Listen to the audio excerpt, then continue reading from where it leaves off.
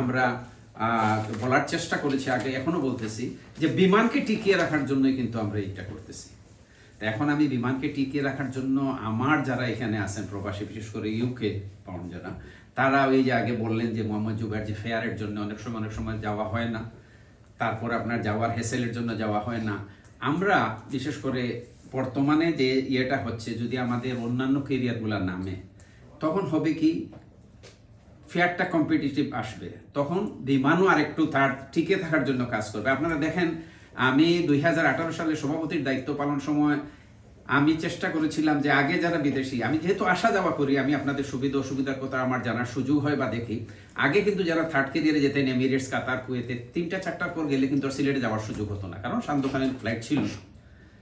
এটার জন্য আমি জোরালো আমাদের অর্থমন্ত্রী মদনকে শ্রদ্ধা করে স্মরণ করছি, ওনাকে আমি বোঝানোর চেষ্টা করেছি, এবং তৎকালীন আমাদের মুখ্য সচিব ছিলেন নজিবুর রহমান সাহেব, যে যারা বিদেশ থেকে আসে এরা এখানে এসে বাই রোড যেতে হয়, 8 ঘন্টা 10 ঘন্টা লাগে। তখন তিনি বলেছিলেন যে আমাদের সিলেট এয়ারপোর্টের দেওয়ার জন্য, তখন বলেছিল যে সন্ধ্যার পরে ফ্লাইট হবে না, স্টাফ নাই। তো যেভাবে হোক এইটাকে বোঝানোর পর গভর্নমেন্ট থেকে এটা করা হলো। এখন দেখেন আপনারা যারা যাচ্ছেন, সান্ধ্যকালীন ফ্লাইট যেটা নভরও আছে, তার যোগাযোগ করলো, কিন্তু সেটা সুযোগটা নিল 40,000 খালি থাকে। আর সাথে সাথে ওনার কথা হচ্ছে, আমরা সবাই মিলে যদি এখান থেকে যে ডাইরেক্ট ফ্লাইট, ইন্টারন্যাশনাল ফ্লাইট, যেটা আমরা গত 20 বছর যাবৎ বলে আসছি, বিভিন্ন প্রধানমন্ত্রী, বিভিন্ন মন্ত্রী, এখানে বিমানমন্ত্রী, প্ল্যানিং মিনিস্টার সবাই এসেছেন, বলেছেন এটা হয়ে যাবে, হচ্ছে। আর ওই ফুয়েলের গল্প আমরা শুনতেছি। আমরা আসলে আমার মেইন আসার উদ্দেশ্য হচ্ছে, এখানে যেহেতু প্রবাসী অধ্যুষিত এলাকা এবং আমাদের সিলেটের অনেক এখানে বসবাস করতেছেন, ব্যবসা বা স্থায়ীভাবে বসবাস করতেছেন, যেহেতু এখন আমাদের এয়ারপোর্টের এক্সটেনশন চলতেছে, আমি বলার এখানে বলেছি, এবং আমি আশা করি তাদের সাথে বাংলাদেশে যদি কিছু করতে হয়, আমি সেই আশ্বাসটুকু দিয়েছি যে আমি সেই সাথে কাজ করে যাতে থার্ড ক্যারিয়ারগুলো নামতে পারে সেই ব্যবস্থা করার জন্য। পাশাপাশি ট্যুরিজম ডেভেলপমেন্টের জন্য যখন ফ্লাইটটা হয়ে যাবে তখন ট্যুরিজমও ডেভেলপমেন্ট হবে।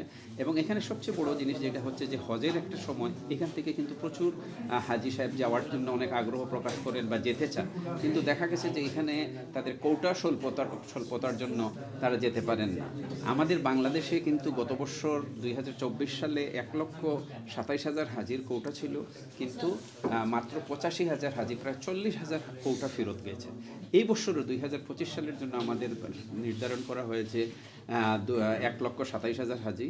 সুতরাং আমরা আশা করি এখান থেকে যদি যাওয়া হয় বাংলাদেশে গিয়ে তারপর গেলে অন্তত আমরা মনে করি যে যাওয়াটা কনফার্ম।